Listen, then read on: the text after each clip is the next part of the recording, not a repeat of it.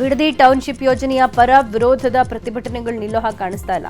ದಿನದಿಂದ ದಿನಕ್ಕೆ ಪ್ರತಿಭಟನೆ ತಾರಕಕ್ಕೇರಿದೆ. ಟೌನ್ಶಿಪ್ ಯೋಜನೆಯ ಪರ ಹಾಗೂ ವಿರೋಧದ ರೈತರು ತಮ್ಮ ಪ್ರತಿಭಟನೆಯನ್ನ ಇವತ್ತೂ ಕೂಡ ಮುಂದುವರೆಸಲಿದ್ದಾರೆ. ಬೈರಮಂಗಲ ಗ್ರಾಮದಲ್ಲಿ ಎಂದಿನಂತೆ ಎರಡೂ ಕಡೆ ಪ್ರತಿಭಟನೆ ನಡೆಯಲಿದೆ. ಬೈರಮಂಗಲ ಸರ್ಕಲ್ನಲ್ಲಿ ವಿರೋಧವಾಗಿರೋ ರೈತರು ಕುಳಿತು ಹೋರಾಟ ಮುಂದುವರೆಸಲಿದ್ದು 50 ಮೀಟರ್ ದೂರದಲ್ಲೇ ಯೋಜನೆ ಪರವಾಗಿರೋ ರೈತರು ಪ್ರತಿಭಟನೆಯನ್ನ ಮುಂದುವರೆಸಲಿದ್ದಾರೆ. ಚಿಕ್ಕಬಳ್ಳಾಪುರದಲ್ಲಿ ಶಾಸಕ ಪ್ರದೀಪ್ ಈಶ್ವರ್ಗೆ ಚಪ್ಪಲಿ ಎಸೆದ ಪ್ರಕರಣಕ್ಕೆ ಎಫ್ಐಆರ್ ದಾಖಲಾಗಿದ್ದು 4 ಅರೆಸ್ಟ್ ಆಗಿದ್ದಾರೆ. 4 ಜೆಡಿಎಸ್ ಕಾರ್ಯಕರ್ತರು ಜೈಲು ಪಾಲಾಗಿದ್ದಾರೆ. ಅಖಿಲ್, ಪ್ರಕಾಶ್, ಕೃಷ್ಣ, ಮೋಹನ್ ಬಂಧಿತರಾಗಿದ್ದು 14 ದಿನ ನ್ಯಾಯಾಂಗ ಬಂಧನಕ್ಕೆ ಒಪ್ಪಿಸಲಾಗಿದೆ. ಚಿಕ್ಕಬಳ್ಳಾಪುರ ಹೊರವಲಯದ ಅಣಕನೂರು ಕಾರಾಗೃಹಕ್ಕೆ ರವಾನೆ ಮಾಡಲಾಗಿದೆ. ಒಟ್ಟು 150ಕ್ಕೂ ಅಧಿಕ ಜನರ ಮೇಲೆ ಸುಮೋಟೋ ಕೇಸ್ ದಾಖಲಾಗಿದ್ದು ಮತ್ತಷ್ಟು ಆರೋಪಿಗಳನ್ನು ಬಂಧಿಸೋ ಸಾಧ್ಯತೆ ಇದೆ. ಚಪ್ಪಲಿ ಕೇಸ್ನಲ್ಲಿ ಅರೆಸ್ಟ್ ಆಗಿರೋ ಚಿಕ್ಕಬಳ್ಳಾಪುರದ ಜಿಲ್ಲಾ ಜೆಡಿಎಸ್ ಸಾಮಾಜಿಕ ಜಾಲತಾಣದ ಅಧ್ಯಕ್ಷ ಅಖಿಲ್ ರೆಡ್ಡಿ ಸೇರಿದಂತೆ ಬಂಧಿತ ಕಾರ್ಯಕರ್ತರಿಗೆ ನಿಖಿಲ್ ಕುಮಾರಸ್ವಾಮಿ ಬೆಂಬಲ ಕೊಟ್ಟಿದ್ದಾರೆ. ಅಖಿಲ್ ರೆಡ್ಡಿ ಸೇರಿ ಎಲ್ರಿಗೂ ಬೇಕಾದ ಸಂಪೂರ್ಣ ಕಾನೂನಿನ ಬೆಂಬಲ ಕೊಡ್ತೀವಿ. ನಮ್ಮ ಕಾರ್ಯಕರ್ತನ ರಕ್ಷಣೆಗೆ ನಾನು ಬದ್ಧನಾಗಿದ್ದೀನಿ. ನಮ್ಮ ಕಾರ್ಯಕರ್ತರು ಯಾವುದೇ ಕಾರಣಕ್ಕೂ ಎದೆಗುಂದದ ಇರಿ ಅಂತ ಎಕ್ಸ್ನಲ್ಲಿ ಪೋಸ್ಟ್ ಮಾಡಿದ್ದಾರೆ. ಶಾಸಕ ಪ್ರದೀಪ್ ಈಶ್ವರ್ಗೆ ಚಪ್ಪಲಿ ತೂರಾಟ ಪ್ರಕರಣಕ್ಕೆ ಸಂಬಂಧಪಟ್ಟಂತೆ ಬಿಜೆಪಿ ಸಂಸದ ಡಾಕ್ಟರ್ ಸುಧಾಕರ್ ಕೂಡ ಪ್ರತಿಕ್ರಿಯೆ ಕೊಟ್ಟಿದ್ದಾರೆ. ಚಿಕ್ಕಬಳ್ಳಾಪುರದಲ್ಲಿ ಜನಪರ ಆಡಳಿತ ನಡೀತಾ ಇಲ್ಲ. ಶಾಸಕರ ಬೇಜವಾಬ್ದಾರಿ ಕೃತ್ಯವೇ ಘಟನೆಗೆ ಕಾರಣ. ಘಟನೆಯಲ್ಲಿ ಪ್ರದೀಪ್ ಈಶ್ವರ್ ಮುಖ್ಯ ಆರೋಪಿ ಅಂತ ವಾಗ್ದಾಳಿ ನಡೆಸಿದ್ರು. ಇನ್ನು ಶಾಸಕರ ನಡತೆಗೆ ಜನ ಧಿಕ್ಕಾರ ಕೂಗಿದ್ದಾರೆ. ಶಾಸಕರ ವಿರುದ್ಧ ಎಫ್ಐಆರ್ ಏಕೆ ದಾಖಲಾಗಿಲ್ಲ, ದಾಖಲಿಸದೇ ಇದ್ರೆ ಕೋರ್ಟ್ ಬಳಿ ಹೋಗ್ತೀನಿ ಅಂತ ಹೇಳಿದ್ದಾರೆ. ಇನ್ನು ಇದೇ ವಿಚಾರಕ್ಕೆ ಬಿಜೆಪಿ ಮುಖಂಡ ಸಂದೀಪ್ ರೆಡ್ಡಿ ಪ್ರತಿಕ್ರಿಯೆ ಕೊಟ್ಟಿದ್ದಾರೆ. ಚಿಕ್ಕಬಳ್ಳಾಪುರದಲ್ಲಿ ಮಾತನಾಡಿದ ಸಂದೀಪ್ ರೆಡ್ಡಿ, ಪ್ರದೀಪ್ ಈಶ್ವರ್ನಿಂದ ಪದೇ ಚಿಕ್ಕಬಳ್ಳಾಪುರ ಜಿಲ್ಲೆಗೆ ಅವಮಾನ ಆಗ್ತಾ ಇದೆ. ಪ್ರದೀಪ್ ಈಶ್ವರ್ ಇಮ್ಮೆಚೂರ್ ಎಂಎಲ್ಎ ಅಂತ ಶಾಸಕ ಪ್ರದೀಪ್ ಈಶ್ವರ್ ವಿರುದ್ಧ ವಾಗ್ದಾಳಿ ನಡೆಸಿದರು. ಸಿಎಂ ಡಿಕೆ ಶಿವಕುಮಾರ್ ಅಕ್ಬರ್ ಬೀರ್ಬಲ್ ಕಥೆಗೆ ಕೇಂದ್ರ ಸಚಿವ ಎಚ್.ಡಿ. ಕುಮಾರಸ್ವಾಮಿ ತಿರುಗೇಟ್ ಕೊಟ್ಟಿದ್ದಾರೆ. ನಾನು 2 ಬಾರಿ ಸಿಎಂ ಚೇರ್ ಮೇಲೆ ಕೂತು ಎಲ್ಲ ಅನುಭವಿಸಿದ್ದೀನಿ. ನನಗೆ ಅಕ್ಬರ್ ಬೀರ್ಬಲ್ ಕಥೆ ಬೇಕಾಗಿಲ್ಲ. ರಾಜ್ಯದ ಜನತೆ ಕಥೆ ಹೇಳಿ. ನಿಮ್ಮ ಅಕ್ಬರ್ ಬೀರ್ಬಲ್ ಕಥೆ ಕಟ್ಕೊಂಡು ನನಗೇನಾಗಬೇಕು? ನಾನೇನು ಅಸೂಯೆ ಪಡ್ತಾ ಇಲ್ಲ. ಒಳ್ಳೆ ಕೆಲಸ ಮಾಡಿದ್ರೆ ಅಭಿನಂದಿಸ್ತೀವಿ ಅಂತ ಟಾಂಗ್ ಕೊಟ್ಟಿದ್ದಾರೆ. ಬೆಂಗಳೂರಿನ 3 ಪಥದ ಜೋಡಿ ಸುರಂಗ ಮಾರ್ಗ ಕಾಮಗಾರಿಗೆ ಸಿಎಂ ಡಿಕೆಶಿ ಶಂಕುಸ್ಥಾಪನೆ ನೆರವೇರಿಸಿದ್ದಾರೆ. ಹೆಬ್ಬಾಳ ಜಂಕ್ಷನ್ನಿಂದ ಮೇಕ್ರಿ ಸರ್ಕಲ್ ತನಕ 1086 ಕೋಟಿ ರೂಪಾಯಿ ವೆಚ್ಚದಲ್ಲಿ 2.2 ಕಿಲೋಮೀಟರ್ ಉದ್ದದ 3 ಪಥದ ಸುರಂಗ ರಸ್ತೆ ಕಾಮಗಾರಿ ನಡೆಯಲಿದೆ. ಮುಂದಿನ 50 ವರ್ಷಗಳ ಗುರಿಯೊಂದಿಗೆ ಯೋಜನೆ ರೂಪಿಸಲಾಗ್ತಾ ಇದೆ. ಇದರಿಂದ ಟ್ರಾಫಿಕ್ ಜಾಮ್ ತಪ್ಪುತ್ತೆ.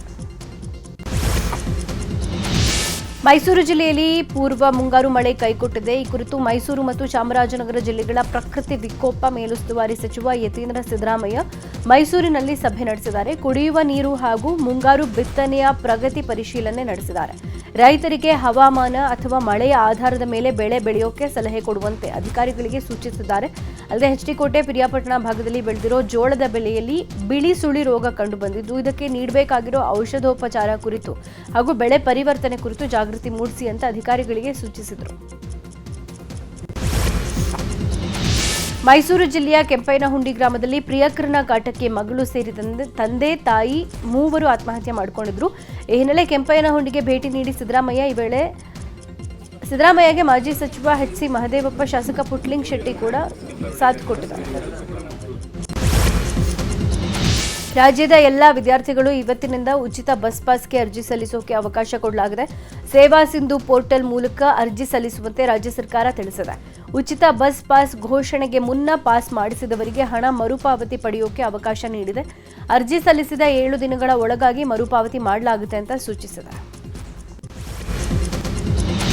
ರಾಜ್ಯದ 14 ಜಿಲ್ಲೆಗಳಿಗೆ ಇವತ್ತು ಯೆಲ್ಲೋ ಅಲರ್ಟ್ ಘೋಷಿಸಲಾಗಿದೆ. ರಾಜ್ಯದ ಅನೇಕ ಕಡೆ ಮಳೆ ಆಗೋ ಸಾಧ್ಯತೆ ಇದೆ ಅಂತ ಹವಾಮಾನ ಇಲಾಖೆ ಮುನ್ಸೂಚನೆ ಕೊಟ್ಟಿದೆ.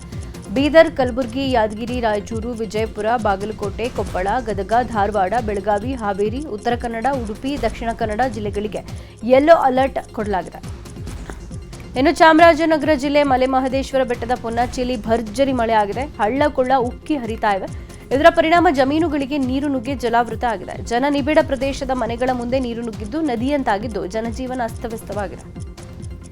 ತುಮಕೂರಲ್ಲಿ ತುಂತುರು ಮಳೆ ಪರಿಣಾಮ ಚಾಲಕನ ನಿಯಂತ್ರಣ ತಪ್ಪಿ ಮರಕ್ಕೆ ಡಿಕ್ಕಿ ಹೊಡೆದು ಕಂಟೈನರ್ ಪಲ್ಟಿಯಾಗಿದೆ. ಕೊಪ್ಪ ತಾಲೂಕಿನ ಸಿಗದಾಳು ಘಾಟಿ ಬಳಿ ಘಟನೆ ನಡೆದಿದೆ. ಕಂಟೈನರ್ನಲ್ಲಿದ್ದ 2 ಸಣ್ಣ ಪುಟ್ಟ ಗಾಯಗಳಾಗಿದ್ದು ಕೊಪ್ಪ ಸರ್ಕಾರಿ ಆಸ್ಪತ್ರೆಯಲ್ಲಿ ಚಿಕಿತ್ಸೆ ಪಡಿತಾ ಇದ್ದಾರೆ.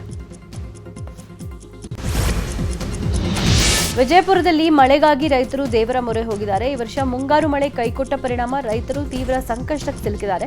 ಭರಣಿ, ರೋಹಿಣಿ, ಮೃಗಶಿರ ಮಳೆಗಳು ನಿರೀಕ್ಷೆಯಂತೆ ಸುರಿಯದ ಕಾರಣ ಬಿತ್ತನೆ ಕಾರ್ಯ ಸ್ಥಗಿತ ಆಗಿದೆ. ಹೀಗಾಗಿ ವೆಂಕಟೇಶ್ವರ ದೇವಸ್ಥಾನದಲ್ಲಿ ವಿಶೇಷ ಪೂಜೆ, ಹೋಮ, ಹವನ ಮತ್ತು ಇಂದ್ರಯಾಗ ಆಯೋಜನೆ ಮಾಡಲಾಗಿತ್ತು. ನೂರಾರು ರೈತರು ಭಾಗವಹಿಸಿ ಉತ್ತಮ ಮಳೆ ಆಗಲಿ ಅಂತ ಪ್ರಾರ್ಥನೆ ಮಾಡಿದ್ರು. ಮಂಡ್ಯ ಜಿಲ್ಲೆಯಲ್ಲಿ ಮುಂಗಾರು ಮಳೆ ಕೈಕೊಟ್ಟ ಹಿನ್ನೆಲೆ ಕೆಆರ್ಎಸ್ ಜಲಾಶಯ ಬರಿದಾಗಿದೆ. ಬೆಳಗ್ಗೆ ನೀರಿಲ್ಲದೆ ರೈತರು ಕಂಗಾಲಾಗಿದ್ದು ನೀರಿಗಾಗಿ ಹೆದ್ದಾರಿ ತಡೆದು ಪ್ರತಿಭಟನೆ ನಡೆಸಿದ್ದಾರೆ. ಬೆಳೆಗೆ ನೀರಿಲ್ಲದೆ ಸಾವಿರಾರು ಎಕರೆ ಪ್ರದೇಶದಲ್ಲಿ ಕಬ್ಬು ಒಣಗ್ತಾ ಇದ್ದು ಬೆಳೆ ಪರಿಹಾರಕ್ಕಾಗಿ ಮನವಿ ಮಾಡಿದ್ದಾರೆ. ಪರಿಹಾರ ಕೊಡದೇ ಇದ್ರೆ ಮತ್ತೆ ಜಿಲ್ಲೆಯಲ್ಲಿ ರೈತರ ಸರಣಿ ಆತ್ಮಹತ್ಯೆ ಹೆಚ್ಚಾಗುತ್ತೆ ಅನ್ನುವ ಎಚ್ಚರಿಕೆ ಕೊಟ್ಟಿದ್ದಾರೆ. ಭಾರತದ ಪ್ರಧಾನಿ ನರೇಂದ್ರ ಮೋದಿ ಅವರಿಗೆ ಸೀಶೆಲ್ಸ್ ದೇಶ ತನ್ನ ಅತ್ಯುನ್ನತ ಪ್ರೆಸಿಡೆನ್ಷಿಯಲ್ ಗೌರವವಾದ guardian of the blue horizon ಪ್ರಶಸ್ತಿಯನ್ನ ನೀಡಿ ಗೌರವ ಕೊಟ್ಟಿದೆ. ಸೀಶೆಲ್ಸ್ನ ವಿಕ್ಟೋರಿಯಾದಲ್ಲಿ ನಡೆದ ವಿಶೇಷ ಸಮಾರಂಭದಲ್ಲಿ ಆ ದೇಶದ ಅಧ್ಯಕ್ಷರಾದ ಡಾಕ್ಟರ್ ಪ್ಯಾಟ್ರಿಕ್ ಹರ್ಮಿನಿ ಪ್ರಧಾನಿ ಮೋದಿ ಅವರಿಗೆ ಅತ್ಯುನ್ನತ ನಾಗರಿಕ ಪ್ರಶಸ್ತಿಯನ್ನ ಪ್ರದಾನ ಮಾಡಿದ್ರು. ಜಾಗತಿಕ ಮಟ್ಟದಲ್ಲಿ ಪರಿಸರ ಸಂರಕ್ಷಣೆ, ಹವಾಮಾನ ವೈಪರೀತ್ಯದ ವಿರುದ್ಧದ ಹೋರಾಟ, ಸುಸ್ಥಿರ ಅಭಿವೃದ್ಧಿ ಮತ್ತು ಬ್ಲೂ ಎಕಾನಮಿ ವಿಚಾರದಲ್ಲಿ ಪ್ರಧಾನಿ ಮೋದಿ ಅವರ ನಾಯಕತ್ವವನ್ನು ಗುರುತಿಸಿ ಗೌರವ ಕೊಡಲಾಗಿದೆ. ಅಯೋಧ್ಯೆಯ ರಾಮ ಮಂದಿರ ದೇಣಿಗೆ ವಂಚನೆ ಪ್ರಕರಣದ ಆರೋಪಿಗಳ ಪರವಾಗಿ ವಕಾಲತ್ತು ವಹಿಸದೇ ಇರೋಕೆ ವಕೀಲರು ನಿರ್ಧಾರ ಮಾಡಿದ್ದಾರೆ ಎನ್ನಲಾಗಿದೆ. ಆರೋಪಿಗಳ ಪರ ಪ್ರಕರಣವನ್ನು ಯಾರು ತೆಗೆದುಕೊಳ್ಳಬಾರದು ಅಂತ ಅಯೋಧ್ಯೆಯ ವಕೀಲರ ಸಂಘದ ಸಭೆಯಲ್ಲಿ ನಿರ್ಧಾರ ಮಾಡಲಾಗಿದೆ. ಇದರಿಂದಾಗಿ ಪ್ರಕರಣದ ಆರೋಪಿಗಳಿಗೆ ಕಾನೂನು ರಕ್ಷಣೆ ಪಡೆಯೋಕೆ ಭಾರಿ ಹಿನ್ನಡೆ ಆಗಿದೆ. ಈ ನಡುವೆ 8 ಆರೋಪಿಗಳಲ್ಲಿ ಒಬ್ಬನಾದ ಅವಿನಾಶ್ ಶುಕ್ಲಾ ದೇಣಿಗೆ ಹಣವನ್ನು ಚೀಲದಲ್ಲಿ ತುಂಬಿಕೊಂಡು ಹೋಗಿದ್ದ ವಿಚಾರ ಗೊತ್ತಿದ್ರು ಟ್ರಸ್ಟ್ ಅವರು ಹಾಗೂ ಪೊಲೀಸರು ಸುಮ್ಮನಿದ್ರು ಅನ್ನೋ ಮಾಹಿತಿ ಇದೀಗ ಹೊರಗೆ ಬಿದ್ದಿದೆ. ಐರ್ಲೆಂಡ್ ವಿರುದ್ಧ ಟಿ20 ಸರಣಿಯನ್ನ ಹಾಲಿ ಚಾಂಪಿಯನ್ ಟೀಮ್ ಇಂಡಿಯಾ ಸೋತಿದೆ. ನಿನ್ನೆ ನಡೆದ ಪಂದ್ಯದಲ್ಲಿ ಭಾರತ 1 ರನ್ನಿಂದ ಪರಾಭವಗೊಂಡಿತು. ಇನ್ನು ಆತಿಥೇಯ ಐರ್ಲೆಂಡ್ 0-2 ಅಂತರದಲ್ಲಿ ಸರಣಿಯನ್ನ ಕೈವಶಪಡಿಸಿಕೊಂಡಿದೆ. ಮೊದಲು ಬ್ಯಾಟ್ ಮಾಡಿದ ಐರ್ಲೆಂಡ್ 8 ವಿಕೆಟ್ಗೆ 154 ರನ್ ಕಲೆ ಹಾಕಿತು. ಈ ಗುರಿ ಬೆನ್ನತ್ತಿದ್ದ ಭಾರತ 9 ವಿಕೆಟ್ ನಷ್ಟಕ್ಕೆ 153 ರನ್ ಗಳಿಸಿ 1 ರನ್ನಿಂದ ಸೋಲೊಪ್ಪಿಕೊಂಡಿದೆ. ಐಸಿಸಿ ಮಹಿಳಾ ಟಿ20 ವಿಶ್ವಕಪ್ ಗೆಲುವಿನ ಭಾರತದ ಕನಸು ಮತ್ತೆ ಭಗ್ನ ಆಯಿತು. ನಿನ್ನೆ ನಡೆದ ಪಂದ್ಯದಲ್ಲಿ ಆಸ್ಟ್ರೇಲಿಯಾ ವಿರುದ್ಧ ಸೋತು ಭಾರತ ತಂಡ ಸೆಮೀಸ್ ರೇಸ್ನಿಂದ ಹೊರಗೆ ಬಂದಿದೆ. ಮೊದಲು ಬ್ಯಾಟ್ ಮಾಡಿದ ಭಾರತ 4 ವಿಕೆಟ್ಗೆ 170 ರನ್ ಗಳಿಸಿತು. ಈ ಗುರಿ ಬೆನ್ನತ್ತಿದ್ದ ಆಸೀಸ್ 19ನೇ ಓವರ್ನಲ್ಲಿ 4 ವಿಕೆಟ್ ನಷ್ಟಕ್ಕೆ 6 ವಿಕೆಟ್ಗಳ ಗೆಲುವು ಸಾಧಿಸಿದೆ. ಇನ್ನು ಟಿ20ಯಲ್ಲಿ ಭಾರತದ 2 ತಂಡಗಳು ಒಂದೇ ದಿನ ಸೋತಿದ್ದು 3ನೇ ಬಾರಿ. ವಿಕ್ಟರಿ ವೆಂಕಟೇಶ್ ನಟನೆಯಲ್ಲಿ ಆದರ್ಶ ಕುಟುಂಬಂ ಎಂಬ ತೆಲುಗು ಸಿನಿಮಾ ಬರ್ತಾ ಇದೆ. ಸದ್ಯ ಈ ಚಿತ್ರದ ಬಿಡುಗಡೆ ದಿನಾಂಕ ರಿವೀಲ್ ಆಗಿದೆ. ಅಕ್ಟೋಬರ್ 2ರಂದು ಗಾಂಧಿ ಜಯಂತಿಯ ಪ್ರಯುಕ್ತ ಆದರ್ಶ ಕುಟುಂಬಂ ಸಿನಿಮಾ ರಿಲೀಸ್ ಆಗಲಿದೆ. ಅಂದಹಾಗೆ ಈ ಸಿನಿಮಾಗೆ ತ್ರಿವಿಕ್ರಮ್ ಶ್ರೀನಿವಾಸ್ ಆಕ್ಷನ್ ಕಟ್ ಹೇಳಿದ್ದಾರೆ.